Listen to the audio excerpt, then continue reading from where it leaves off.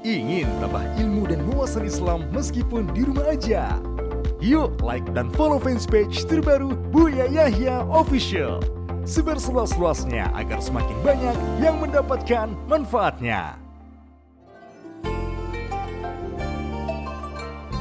Assalamualaikum Buya. Waalaikumsalam warahmatullahi wabarakatuh. Saya hamba Allah meminta saran dan nasihat Buya supaya saya bisa menghilangkan amarah saya ketika menghadapi perilaku putra saya yang masih kecil Buya. Anak saya dua-duanya putra. Kakaknya masih umur 5 tahun dan adiknya umur 2 tahun. Setiap hari ada aja yang membuat saya marah. Dan marahnya saya insya Allah tidak menyakiti fisik. Tapi setiap hari saya selalu marah-marah dengan suara keras. Kadang saya kasihan sama anak saya kenapa saya seperti ini. Bagaimana agar saya bisa menegur tanpa memarahi?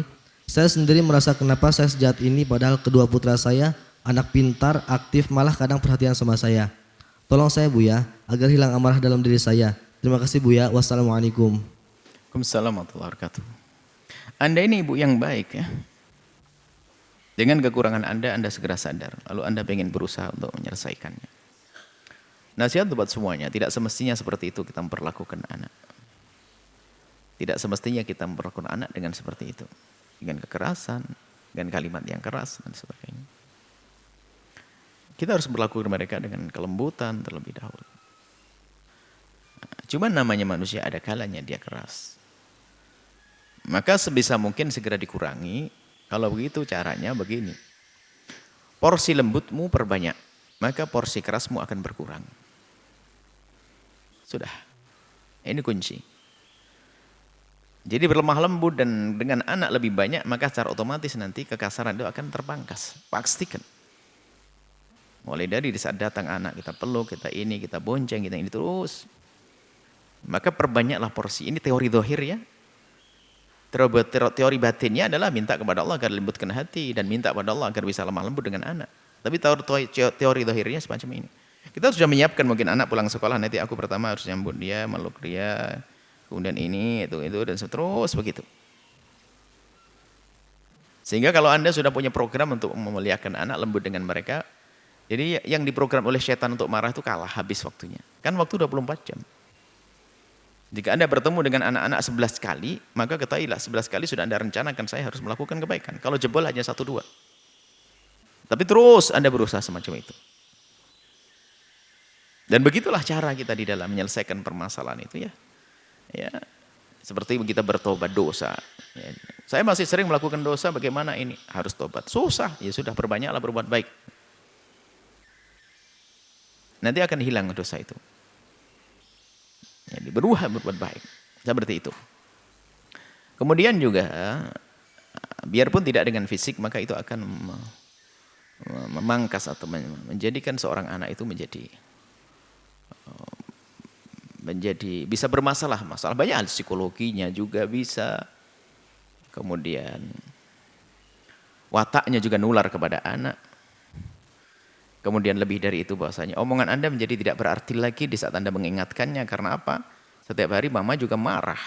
Antara marah benar nggak benar sama saja. Karena setiap hari jago marah.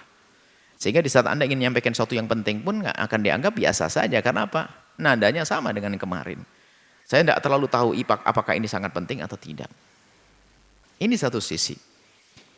Ya, Anda sebagai seorang ibu seperti itu. Tapi di sisi lain, Anda mungkin punya anak yang sudah dewasa ini. Punya pengalaman mungkin, punya ayah yang kasar, punya ibu yang kasar.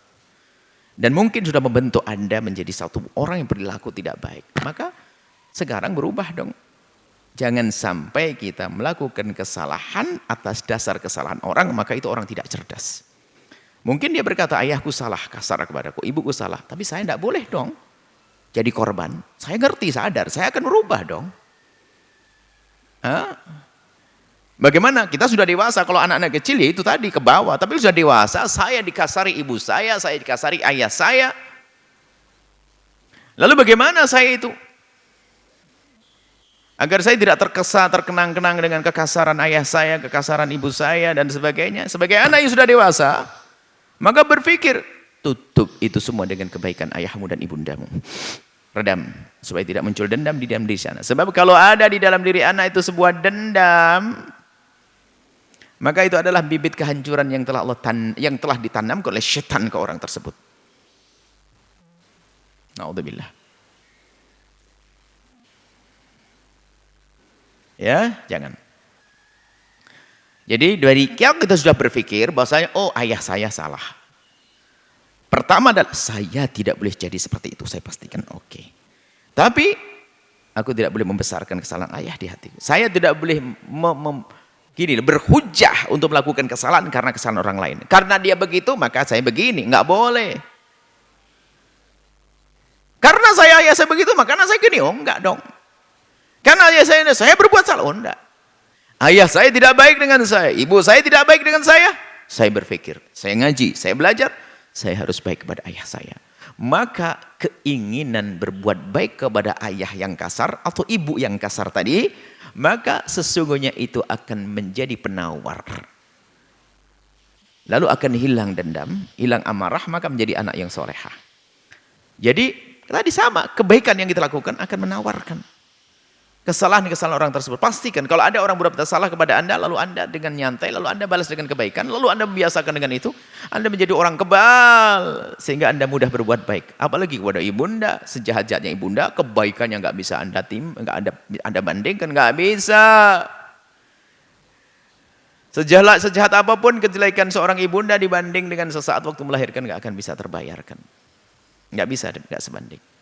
Maka tolong koreksi semuanya. Makanya tadi pertanyaan menarik. Ibunya kasar, anaknya masih kecil, cuman takut terkenang di saat dewasa. Sudah dewasa harus paham, nggak boleh menuruti kerusakan hatinya itu dengan ibundanya, lalu mempermasalahkan dengan ayahandanya. Allah, naudzubillah. Kalau orang semacam itu dia adalah niat sengsara, niat celaka. Orang seperti itu, masya Allah. Allah alam.